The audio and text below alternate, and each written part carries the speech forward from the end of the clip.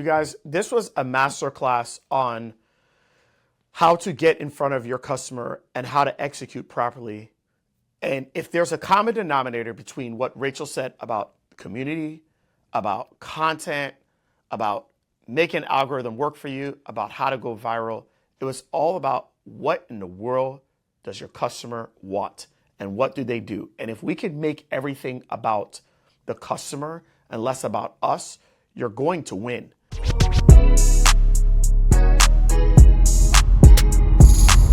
This is Secrets for Success. Welcome to the Secrets for Success podcast. I am your host, Greg Todd. Thank you as always for joining me. Today, you're actually going to get, look, before I even tell you who you're going to get, let me just tell you what you need to do first. As soon as I tell you this, stop the podcast. Okay, go get a piece of paper, go get a pen, and start writing some notes because you're about to get a masterclass from someone who has become an advisor to me and now a friend. And she is going to help you with how you actually get awareness and how you develop a niche. Rachel Miller, thank you from the bottom of my heart for being on the Secrets for Success. Well, I'm just grateful to be here. I love you, like your vibe, your energy, and I'm sure I'll love your community. Oh my gosh. Okay. Well, thank you so much. We appreciate it. Y'all. Wait, did you stop it yet? Did you get the paper? Okay. All right. Okay. Okay. We're this is great. All right. Okay. So there's a couple things. Let me just preface this by saying Rachel recently helped me out. We met at a mastermind that we're a part of together. We're part of the Driven Mastermind. And we were there, we were talking, we had lunch one day and whatnot, and she just graciously offered to help me and to help me with my business. And I really wanted to improve my organic content this year. And since talking with Rachel, a couple of things have happened. My organic content has improved over the last 2.5 months by over 350%. Okay, so that's number one. Number two, and by the way, all this happened in about 45, 50 minutes, just one consulting call, okay? All right, number two, I had lost my Discord group. Many of you that are listening, you know what happened. I lost my group and I was never able to get it back. So my entire community was kaput, right? Luckily, I had a really decent email list, but I had to restart a community. And the last thing I said I would ever do is, besides going back into the clinic and treating patients, is start another Facebook community. And after listening to Rachel, she says, Greg, you need to start back up your Facebook community. So can I tell you what has happened since then? In 7 days, my engagement of my Facebook community, which had 2,300 people, my active engaged members were 1,321 people in 7 days, based off of what this lady is about to share with you all. So, no pressure, Rachel, but that's what you've done for me. So I want to start the podcast out by just saying thank you. Thank you from the bottom of my heart. For those of you, I know you're listening, you're like, Greg, you're kind of the coach and mentor to me. Well, listen, I pride myself in being a better student than I am a coach. And I listen to people that know what they're doing, they know what they're talking about. And so I just want to share her with you today. So yeah, why don't you tell the people a little bit about who you are and how the heck did you get so smart with this stuff? Okay, I love that. First off, I love that you took action, and like you didn't take a little action, you took big action even when you didn't want to. And I love too, you thought about your person and not yourself, because I don't want to have another Facebook group, but I also know how my readers consume content, and they're on social, and I got to show up where they are, even if it's like, well, that's like mixing social and work, and it's uncomfortable for me as a business owner. I love how you took yourself out of the equation and showed up and loved and served. So that's like so awesome. Yeah.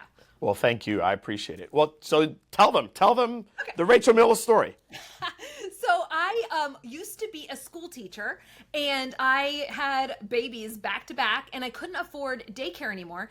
And so I moved to like being at home. And what do I do at home? I was like, one, bored out of my mind. Two, I had no like work prospects. And three, I didn't have any friends or connection. So I felt like isolated. I don't know if anybody here feels like isolated. You feel like you're alone in your business. You feel like you're you're stuck, or maybe you felt that way before you were part of this community, because now you have people that are there cheering you on, encouraging you, and they're alongside of you. But at the time I went from teaching, I didn't have a community like this.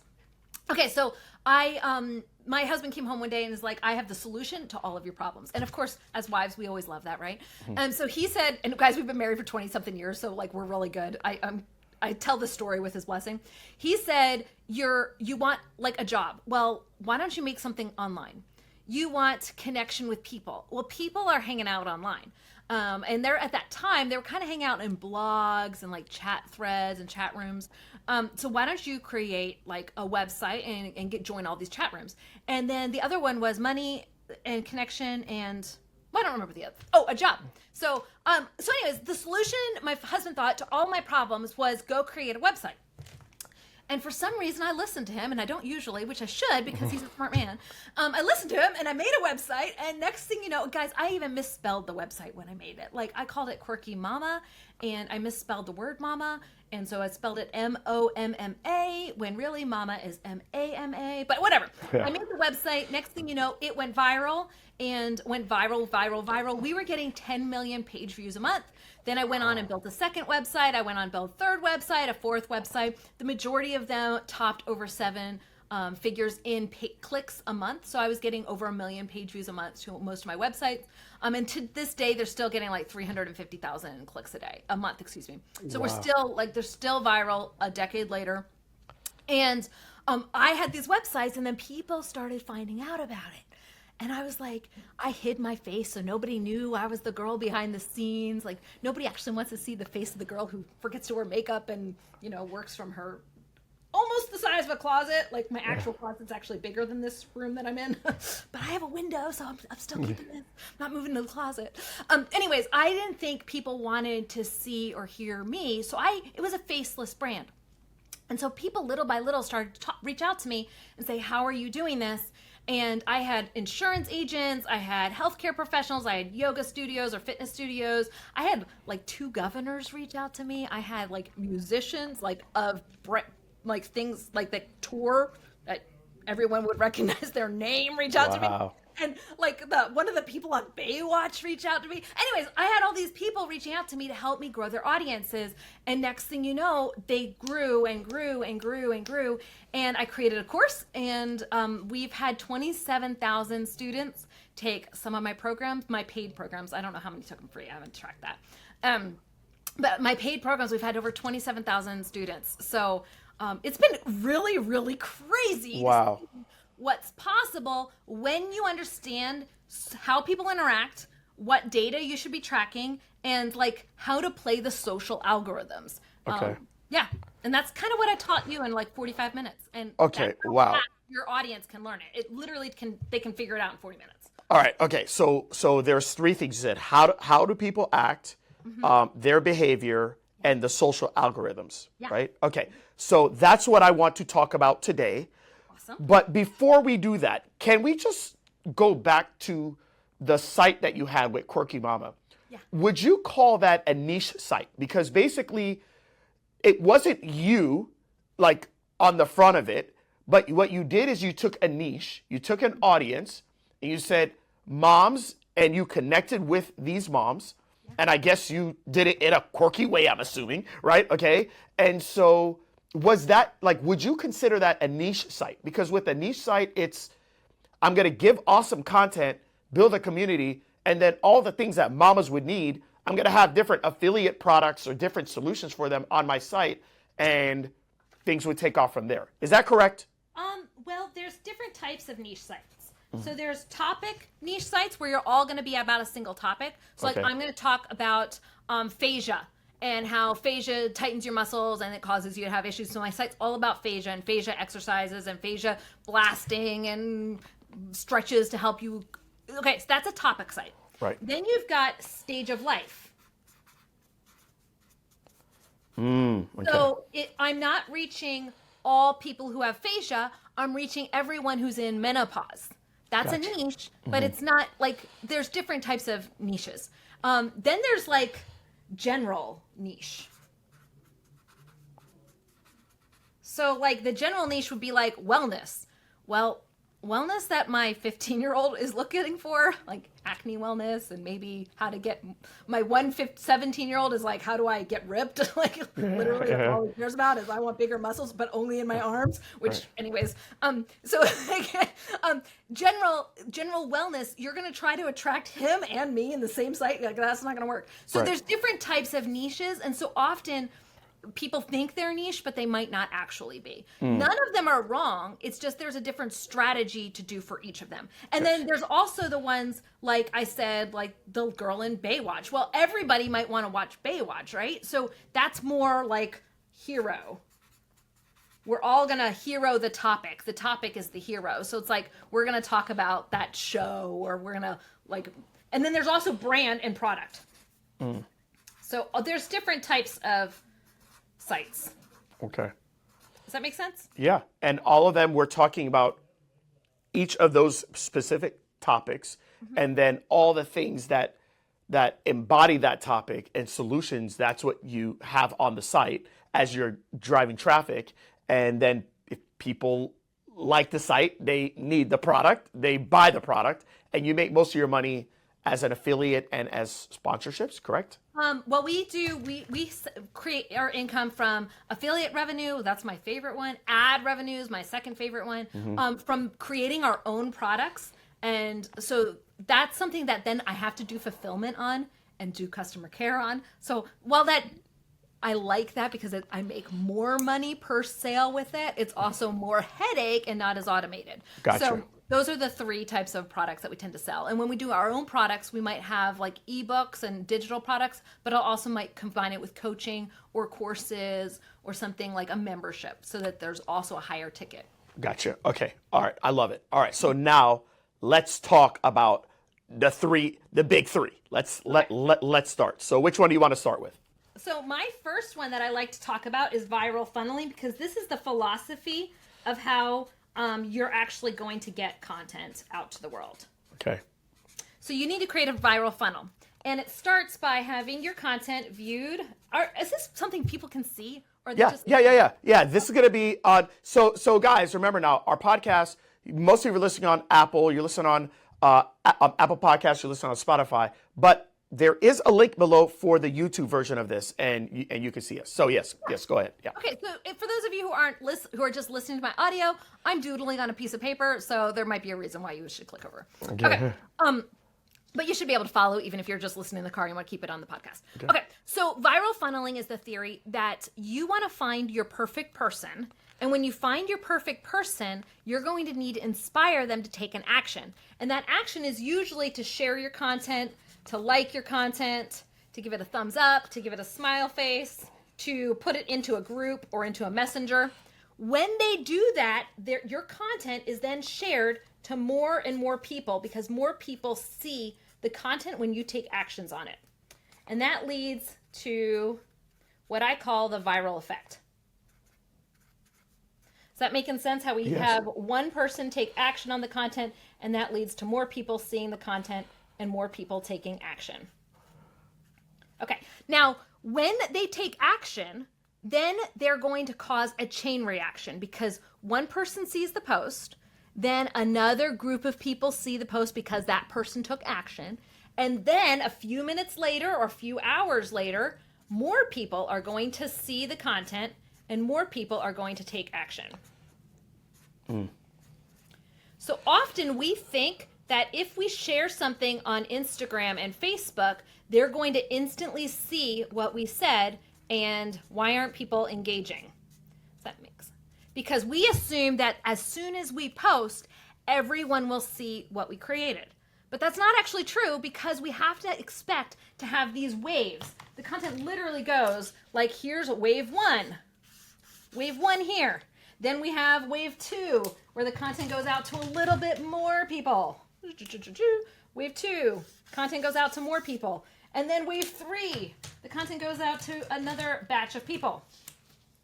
If we expect content to go out at one time, then we're going to post in, like when we're going to promote this podcast, we might put it into the Facebook group, onto LinkedIn, onto your email blast. You might put it out into all of those places at one time.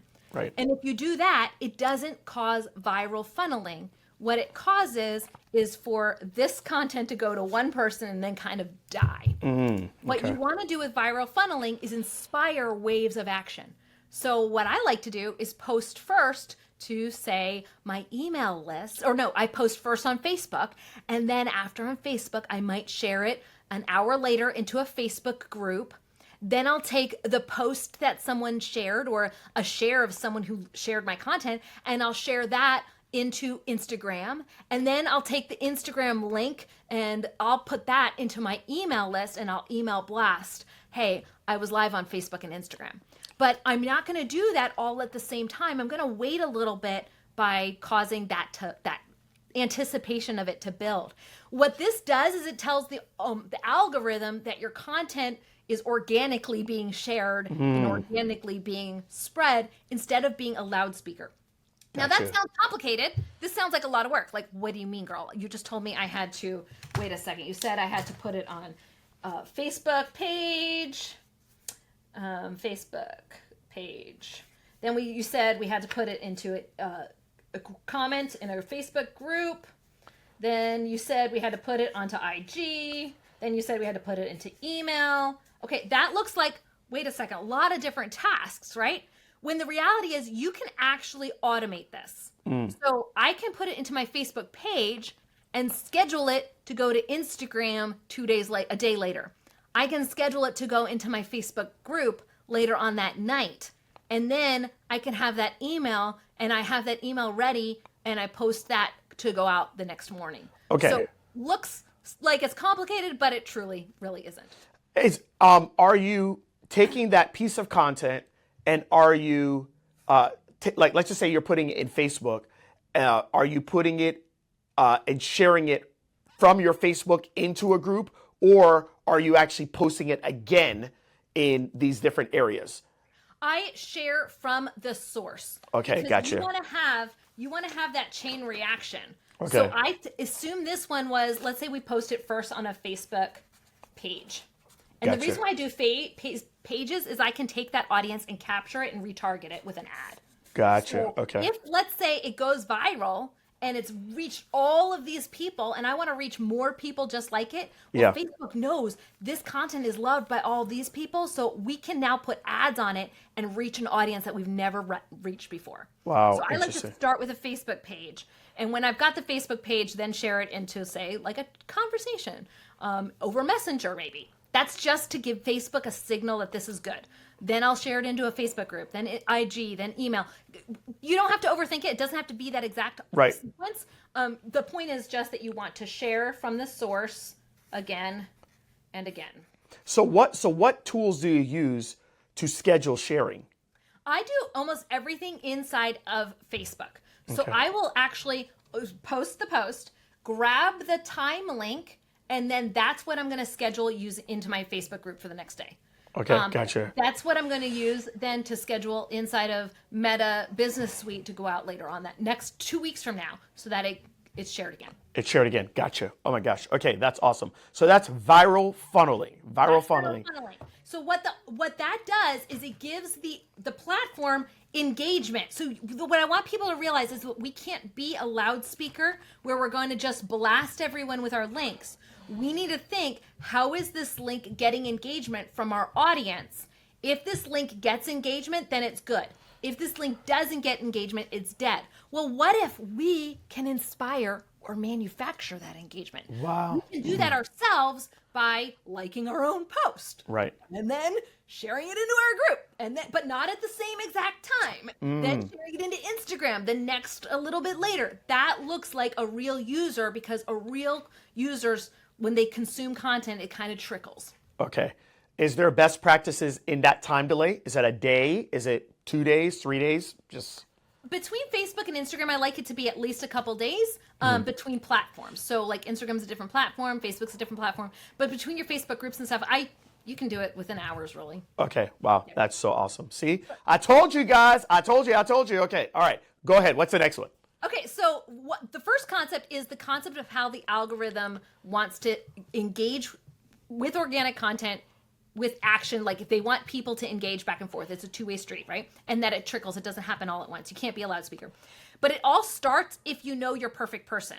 So if you know your perfect person, that perfect person is going to share that content and get the word out there. Right. But if you don't know who your perfect person is, then you're probably making the wrong content for them, and they're probably not engaging. Right. Yeah. Because the content's not about who your person is, it's about you. And I think that's the problem that almost every business out there makes, is they make their content about themselves, about their goals, about their story and their journey, about how their product will save someone's life or fix a problem. And it kind of feels a little bit on the icky side. And the story I tell to like make this clear is a story about when I was with my kids.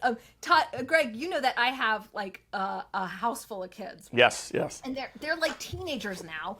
But when they were, we have triplets. Well, I call them triplets. We're an adoptive family, but 3 of our kids are born in the same year, and they refuse to be triplets. I swear, guys, it feels like I'm raising triplets. I realize I didn't birth y'all, but please not get stuck on this technicality. I'm 2 months old. Anyways, okay. So we're in the grocery cart at Walmart, and does anybody else have nudist children? So, like, one of my children, he's now a teenager, and he still walks around in his underwear with, like, nothing on. And we're like, come on, dude, please.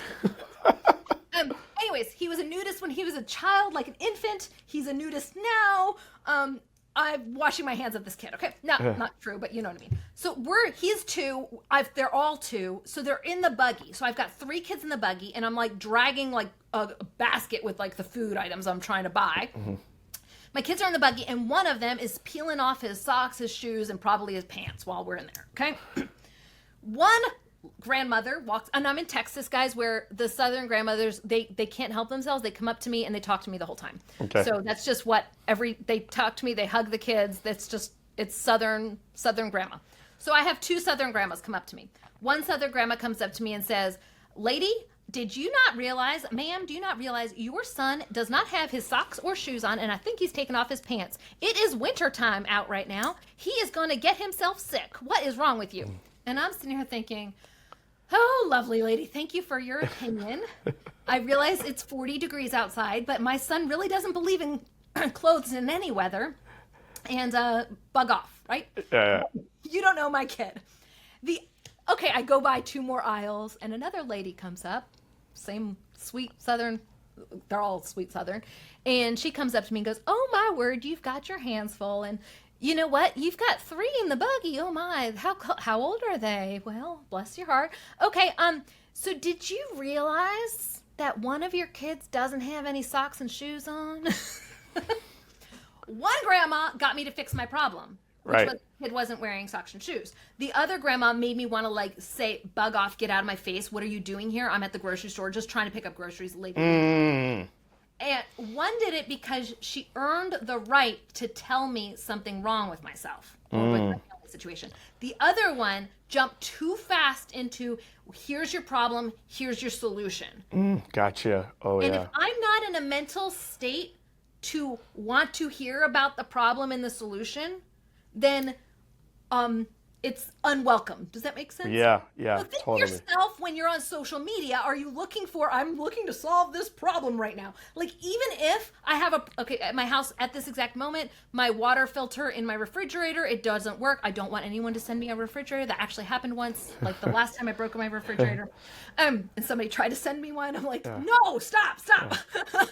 Okay, I have a water filter. It's not working on my fridge. I'm not actively trying to fix that problem. We have a tap. It's got filtered water on it too. Walk 3 feet the other direction, you're fine. Okay, right. So like for me, I'm not seeking to solve that problem. So if I see an ad on Facebook for a new refrigerator, I'm probably gonna be like, dude, whatever. I mean, I'm not asking for this. Yeah, I have a problem. I'm not trying to solve it. Right. Because I'm on social media to connect with people.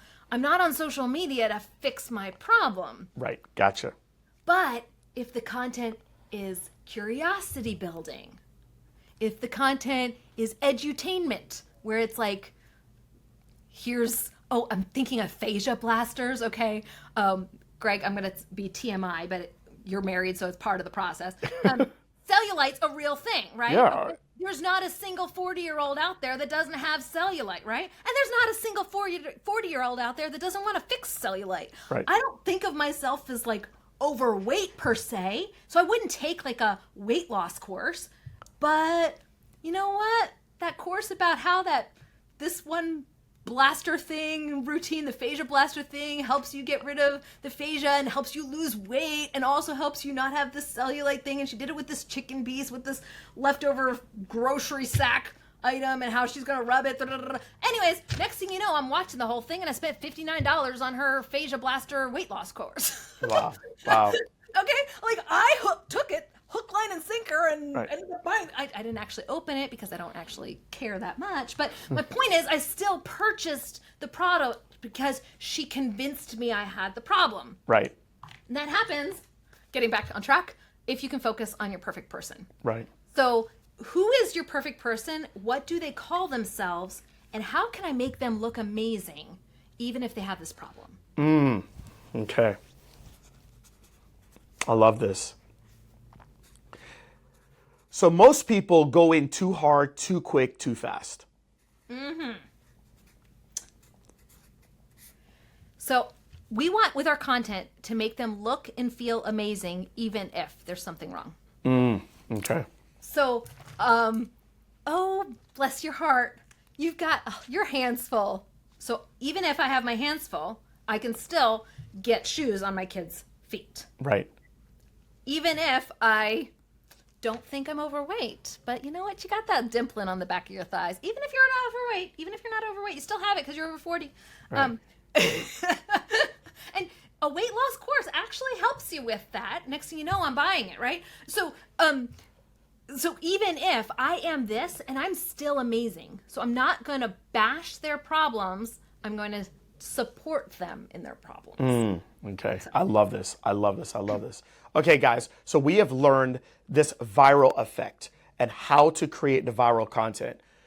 Rachel's taught us about the perfect person. And I think all of us are guilty of this, including myself, where we are so excited about our solution that we have that we want to go right into it, and people, you got to warm them up, y'all. You got to warm them up, okay? We got to get them to love us. They got to see that we love them, and then we can start to talk about those things. All right, what's the next one, Rachel? What's the next one? So the next one is that we have to create content for our perfect person. Right. And I like to think of it like a star. We have to show our audience they're the star of the show, and we show them they're the star of the show with the content that we create. So some of the content is going to be those I am statements, like I am a mom, I am 40, I am not overweight, but maybe a little bit. I am not interested in fitness, but I do want to maybe polish a little bit. Okay, that's the person. Those are the messages that hooked me into the fascia, whatever weight loss program. Okay, I am a what? What are those things that all of your audience shares together?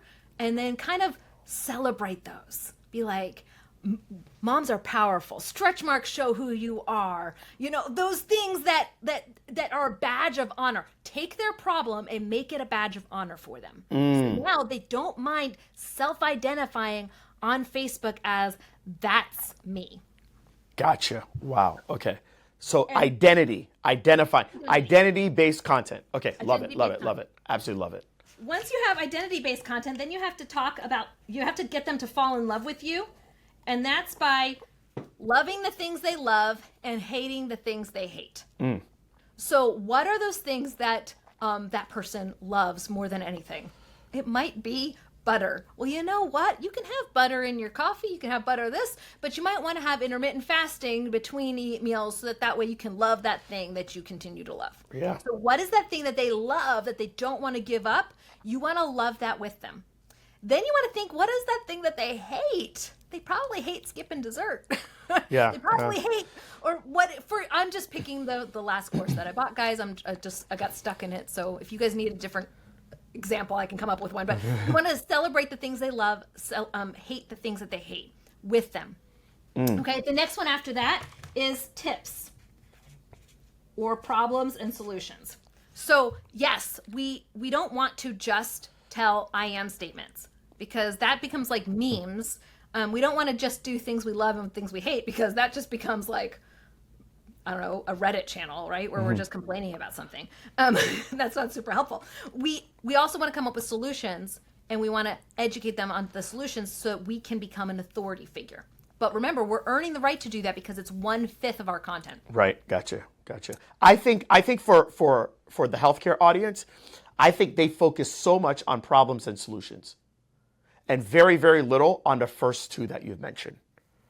If they can show the result that someone craves and the identity that someone will get if they get that result, then they're going to be that cheerleader that someone wants. Gotcha. Now, after you talk about problems and solutions, well, someone feels a little bit blah, okay? I didn't feel good when people told me it's wintertime and your kids aren't wearing shoes. I'm like, well, of course not. Like, I realize it's cold. I've tried over and over again. I mean, what do you want me to do? Duct tape the shoes to it? Pretty sure that's against the law. Maybe it isn't, but it should be. Like, I don't know what to do for you, lady. Okay, so I feel almost like, what the heck? You don't know how hard my life is. Right. Like, I can't get that solution. Right. Your solution works for you. It's not going to work for me because I've tried everything. Right. So we also need to motivate them. Now, I said motivate for your audience because it's healthcare, and typically healthcare needs motivation. Some people can't do motivation because they're kind of smart alecks. Right. The smart alecks need to do what I call snarky snark. So if I try to do snarky post, it just comes out. Like, my mother-in-law is really good at, she's got a quip for everything. She tells jokes that everyone laughs. Okay. She's just really good at, like, snark. She's great at it. Amazing. My husband takes it after her too. If I do snark, people think I'm condescending. Mom, what are you doing? Like, everyone's like mad at me. Right. Because I can motivate. I can come alongside them and say, oh, honey, like, okay, I can motivate. You know in your heart whether you're a motivator or you're a snarkity snark. Right. If you're a snarkity snark person, replace motivate with snark. If you're not a snarkity person, then you're going to want to do motivate. The same person can't do both. Right. So think in your system, could you make the fact that they have this problem something they laugh about? Or if your personality is better, maybe motivate them to get a change. So think of those two things, because you just bashed them. So you need to follow up with laugh about it or motivate past it. I love it. Okay, so we got one more part of the circle. I'm interested to see what this is. Okay, so we've got I am, the identity. We've got the things they love, they hate. We've got tips, motivate. Then I like to do value stories or beliefs. So this is where you get to tell a case study of someone who's been through the ringer and how they got to the other side. You get to tell a story about someone who's been through the ringer and they didn't listen to your advice and they're still in the ringer. Right, yeah. You get to tell a story of a time when you did the exercise the wrong way and it caused a problem, and so you just want to show like how you just need to be careful. You want to show maybe an injury. You want to show how someone overcame something. You want to show a before and after within compliance terms, because there's a lot of laws about how you do befores and afters. You want to do something compliantly, but you want to tell stories. And the stories are ones that are about their values or about their beliefs. Wow. Okay. I believe I can't take care of my hormones without hormone replacement therapy. Right. I believe I can't get rid of menopause, hot flashes. I tried one thing and it didn't work. I tried another thing, and you're telling me to do hormone replacement. Whatever that belief is, you're going to help them smash their beliefs that are wrong and celebrate the beliefs or support the beliefs that they need to have in order to get success. Gotcha. I love this. And the best way to do that is stories. So you're not preaching when you're telling a story. Now, if you're giving tips and solutions, that's preaching. Right. We got to make sure we're doing 1/5 of that, and the rest balancing your content. Just balancing out your content, guys. This is brilliant. This is so good, and I think like I can speak on behalf of a lot of you. I think our content is just way too heavy on one of those things, and really what people are looking for, especially if we're trying to be a trusted advisor, is a combination of all of them. That you get them, you understand them, you know what things they need to do. and then you have the stories to back it up to prove it, and you know what they love, you know what they hate, and you understand their identity. I think that's fantastic. This is amazing. Now, Greg, do you teach them about like awareness content, or like an ads, Yes. awareness ads, consideration ads, conversion ads? Yep. I teach them, but please, go for it. Go for it. I Go just for it. want to make sure that we're like in alignment with Yeah. that, because this right here is awareness. That's awareness content. Then okay. we've got consideration. Like, we're going to go farther. We're going to go deeper. Let me get a different color so you can actually see it. Oh, there we go. This one is consideration. We're going to consider the content more deeply. You're not alone. This person was in our Facebook group. Right. This person was in my studio. She's in our class that we teach on Fridays. That's a yoga to help you with your, or she came in for a adjustment. So you're taking that story, you're talking about a consideration. You're talking about an action that someone took based on your content. So these posts are great consideration ads. That's stage B, consideration. Okay. So we've got A for awareness, B for belonging or consideration. Facebook calls it consideration and then conversion. I'm like, come on, we could have called that belonging, and then we would have had awareness, belonging, Yeah. ABC. Anyways, Facebook didn't ask my opinion. Yeah. And then the last one is conversion. So whenever you're telling about a problem and a solution, that's a great time to have your conversion content, because that's the content that you can put an ad on and say, okay, do you want to sign up for our For this, XYZ right. solution? Okay. So identity and love-hate is great awareness.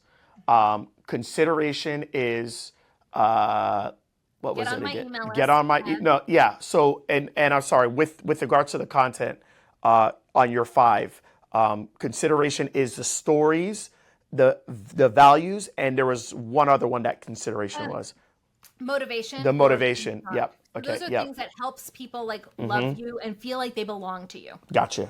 And Okay. these identify you are the perfect client for me if you are these things. If you are these things. Gotcha. And Gotcha. you're going to fall in love with me if you're these Right. things. Okay. And then Gotcha. here, okay, it's time to take action. Right. It's time for you to solve that problem. Right. I know who you are. I know what you believe. Let's get a result for you. Wow. Oh my gosh. This is so good. This is so good.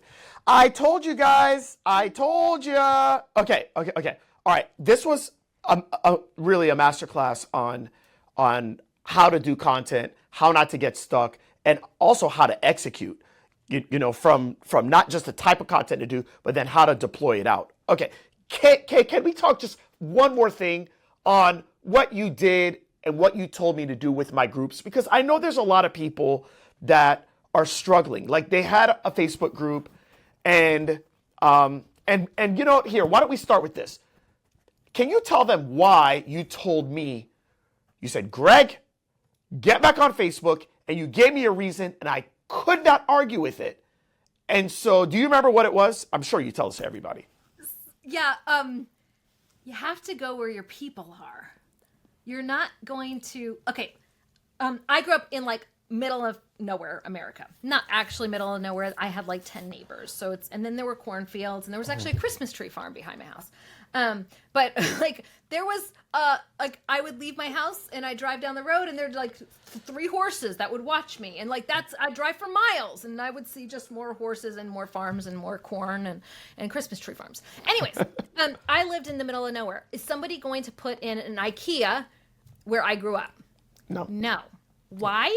Because it's the middle of nowhere, surrounded by mountains, no easy access, and it's just farmland. Right. It wasn't a place to put in an IKEA. Okay, now I now live in Dallas, Fort Worth.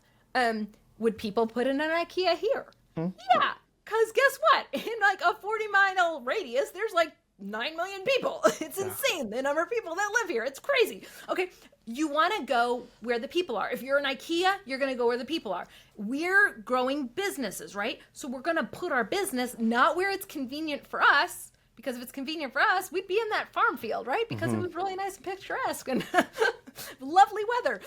Okay, we would be where it's convenient for us. That's not loving and serving our people. If we're actually in love with our audience, if we actually want to make a difference in their lives, we're not going to think what's best for me. We're going to think what's best for my people. And so, yes, in an environment that you can control, it's best for you. You'll be able to make sure their conversions are good. You'll be able to track your data better. You'll be able to make sure they're on the right list and all the things. You'll be able to send them notifications. But are they opening those notifications? Are they engaging? Are they already talking there? Or are you trying to make a new habit? So a lot of you are in health space. If you're creating a new change for someone, so like I told you guys that I took this, I purchased, I didn't take the class, I purchased it. I purchased this phasia weight loss thing, right? Okay, so I purchased it and I didn't do any of it. Why? Because it's a new routine. I don't believe in myself and I don't believe the problem's that big in my life. And I'm not going to do something new that's outside of my norm right now because my norm feels really nice and really comfortable. So I'm going to keep doing that until something comes along and changes it for me. So for us, why are we fighting the system? Why, when we're fighting the system to get them to change their weight or to change their health in so many other ways, why are we also fighting it as in come to a new place, come to a new routine? They're already on Facebook. They already open their phones at night. They sit on the TV at nighttime with their hubby and they watch Facebook or Instagram or TikTok. They're on social media scrolling when they're bored. Why don't we just go to where they already are in the pattern of life that they're already in? We're already trying to change their lives in so many other ways. We're trying to get them to change habits everywhere else. We should go make this habit of engaging with your business easy and comfortable and friction-free for them. Guys, that means you're gonna have to be on Facebook. Yeah, and honestly, that was all she had to say, and I said, okay, I guess I got to do it, and I did it, and the rest is history. The group is going bonkers, and yeah.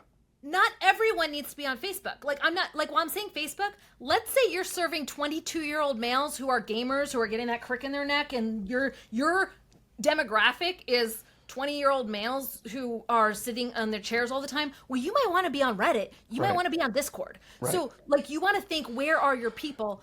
The average person over 30, the average person's in Facebook groups. Even people who say they prefer Instagram, the stats are actually that they're also opening Facebook. So I would say for the majority of you, your audience is in Facebook, but you can always test me. And again, there are some subsets of community populations that are if you're trying to reach people under the age of 21, they're usually on Snapchat or WhatsApp, depending on what country they're in. But yeah, so different groups for different folks, but generally Facebook covers most of you. You guys, I look, that was basically what she said to me, and from everything that you've said, by the way, this has been absolutely amazing, but from everything you've said, there is this one common theme, and it's your audience, it's your customer, and let's not make this about you, let's make this about them, and if you do that in all your decisions, things are going to eventually take off, right? Okay, it's so awesome. Okay, so Rachel, you gave me some of the most amazing advice to get my Facebook group reactivated. And I was fighting you about going back on Facebook. So can you explain to them how should they make the decision on where they are capturing people to come into their communities? Oh, yeah, for sure. You have to put yourself in the mindset of where is my audience and how can I best serve them? Especially when we think of the fact that you're in health space. Health space, you're like the salmon going upriver. You're fighting the current. You're going to have to convince your buyer to make a change in their life, a change in their habits, a change in the way they view themselves, a change in their mindset. You're going to have to make so many changes that they're going to have in order to get results, even if it's with a pill, guys, okay? Because one of my kids has seizures and he refuses to take his meds sometimes. Because he has to get into the mindset of, I'm going to stop my computer game at this time and go take the pill. It's a pill, and he still has to make the habit change, right? Mm-hmm. So knowing that we're going to have this life habit that we're going to instill in them, we want to make the process to getting that result as easy as possible. So often with groups, we think about us as the business owner. It's more convenient for us to have the community on our own app. We look cool. It's more convenient for us to track it. We can track what actions they take, and we get these really cool stats and a beautiful dashboard if we have it in our own platform.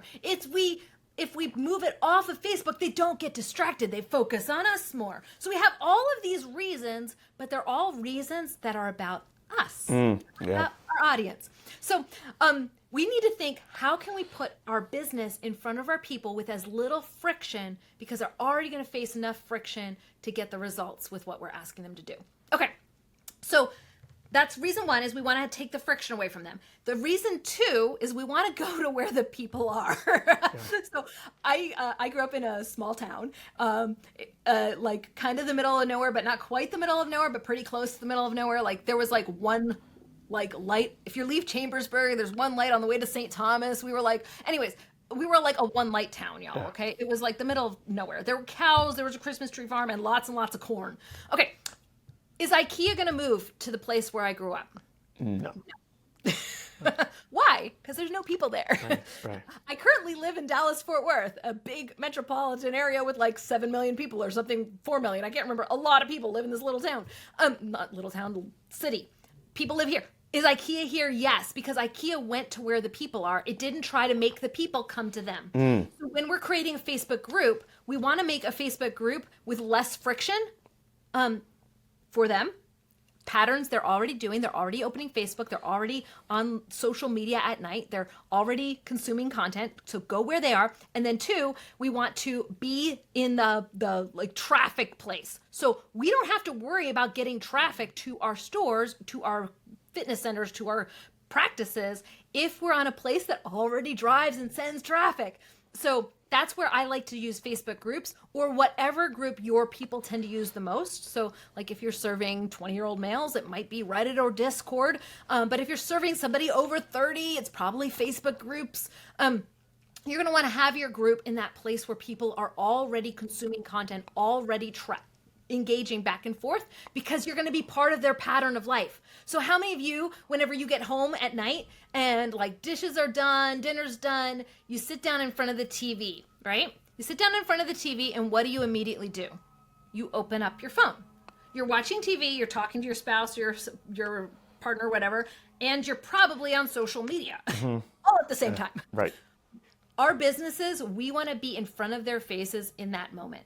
So we're the person they're now connecting with as their form of connection, their form of entertainment, their form of learning and growing and getting results for their lives. We're going to be part of their daily routine. You guys, this was a masterclass on how to get in front of your customer and how to execute properly. And if there's a common denominator between what Rachel said about community, about content, about making an algorithm work for you, about how to go viral, it was all about what in the world does your customer want and what do they do? And if we can make everything about the customer and less about us, you're going to win. Like you're going to win. So, okay, this has been absolutely amazing. I learned so much when I talk to you. I really, really, really do. I want to honor you, and then I want to talk about the amazing software that you have that I've been using. So I want to honor you by saying that, first of all, thank you so much, because you have revitalized my community in ways that I just could have never imagined. You have helped me so much with my content, and yeah, you're really good at explaining stuff. I don't know if it's because you got that little piece of paper and you're drawing things all the time. I don't know what it is, but like you got all these stories and what. It's just really, you are great. You're great. Your energy's awesome. I'm just very thankful for having you in my life. So thank you for that. And why don't you tell them a little bit about this thing that I have been using that's making me look like I'm like the most epic designer, even though I suck at this. So go ahead and tell them about your product. Well, I struggled in my business creating lead generation systems, and creating lead generation systems without a team, without me being a tech expert, without me having to be a designer and create my own emails, because like I did not want to write another email or write another Facebook post, believe it or not, even if I am the social media girl. So I created a tool that basically automates your entire lead gen process, from creating your lead magnet to putting it onto an offer page to writing the email, sending the emails, delivering the product. And all I need to do is hook up my CRM with a Zap and in like 3 minutes, I'm good to go. And so, yeah, I created it because I had this huge need to be able to love and serve my audience. And I didn't want to add to my team, and I didn't want to add to my budget or my expense sheet to make that happen. And once we made it for ourselves, we started selling it to other people like Greg. Oh my gosh. Okay. Well, I can tell you right now, it is absolutely amazing. By the way, Rachel, your team is like really small, right? Yeah. And so that was another thing that you helped me with as well. She's like, I remember in one of our meeting at Driven, you talked about tiny teams. I'm like, wait a minute, I think I want to do this. And you said this in our call. You're like, Greg, I think you want a tiny team like me. I was like, I guess I do. So anyways, yeah. Is anybody else here, like you grew a large team and then you realized you didn't like some of the personalities? Like they were great people, but you just didn't jive with them? Yeah. Well, why would you want to be with somebody 8 hours a day that you don't enjoy hanging out with? Yeah. And then there was like entitlement. And then I spent too much time dealing with drama. And then we were dealing with like HR and like, who's off on Friday? And I was just like, guys, this is not why I became a business owner. Right, yeah. Like, I'm done. Mercy, I'm out. So I actually only have 2 full-time employees. Yeah. And then we have contractors for the rest of it. And it's been lovely. Wow. I love my business now. And when I had 15 employees, I felt like I was drowning. So. Right. Okay. So you have 2 full-time employees, you have contractors, and what is the reach that you're getting? I mean, you don't have to give us like numbers of income, but just like reach and like what is your business doing? We have we're reaching 4 million people on social media. Well, we have 4 million followers across our channels. We got 350,000 page views last month. I don't really look at my balance sheet. I know that we are making payroll and making payroll while building a software company that's cost us like hundreds and hundreds and hundreds of thousands of dollars this past year. Wow. And we did not take an investor. I did it all by myself. Wow, that's amazing. So we're making payroll. If we get below a certain point, I have like it send me an alert. So I know I should probably check my profit loss. I am an open book, so if I knew my numbers, I would definitely tell them to. Yeah, you know, I just think it's really amazing on the amount of reach and amount of impact you can have with so few people today. And you guys, that's what your software does. It allows us to be able to do that. And guys, you know, Rachel talked about awareness. She talked about consideration. She talked about conversion content. One of the other ways of getting people to consider you is getting them to be able to opt into your world. And you got to have different ways for them to be able to come in. And that's what her software does so amazing. And it makes you look like you know what you're doing. So with that said, what's the link for it? And then I'll put it in the description. But can you tell them where they can go? It's pagewheel.com, and okay. I'm assuming you'll have a special link for them. Pagewheel.com.